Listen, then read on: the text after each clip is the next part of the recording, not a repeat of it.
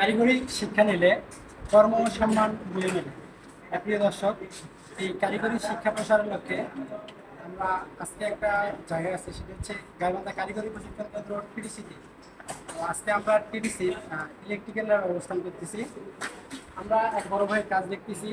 আসলে ওনার কাছ থেকে জানতে চাইবো কেন উনি এই ট্রেডে এডমিশন নিয়েছেন এবং তার জীবনের লক্ষ্য কি এই কাজে, সেটি আজকে আমরা জানার চেষ্টা করব।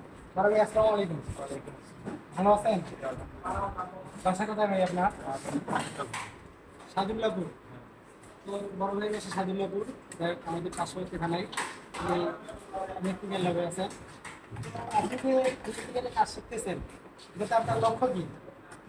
কারিগরি শিক্ষণে মূলত প্রকাশে গেলে বিভিন্ন যে কাজগুলো করা হয় ওখানে অনেক সুবিধা আছে।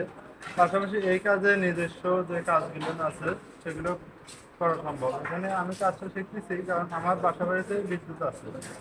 ওখানে বিভিন্ন সময় বিভিন্ন দুর্ঘটনা ঘটে, যাতে আমি এটা নিজেই মেরামত করতে পারি এবং আমার পাশাপাশি যে বাড়িগুলো আছে সেগুলোতে আমি নিজে মেরামত করতে পারি। আপনারা শুনতে পারলেন বড় ভাইয়ের মতামত। উনি কথার মাঝে আরেকটি কথা বলছেন যে দক্ষ হয়ে বিদেশ গেলে কর্মঅর্থ জমে মেলে। প্রিয় দর্শক, আপনি যদি দক্ষতা অর্জন করে বাইরে যেতে পারেন তাহলে অবশ্যই আপনার জন্য ভালো ফলাফল অপেক্ষা করবে।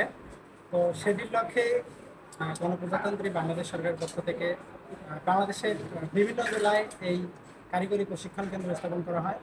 তো আমরা চেষ্টা করব দক্ষ হয়ে বিদেশ যাওয়ার জন্য, এবং সেই সাথে আমরা চেষ্টা করব যারা বেকার বসে আছে বা ঘরে বসে না থেকে কারিগরি শিক্ষা নিয়ে দেশকে আরও এগিয়ে নিয়ে যাওয়ার চেষ্টা করব, এবং সেই সাথে আমরা নিজেরাও স্বাবলম্বী হব। ধন্যবাদ।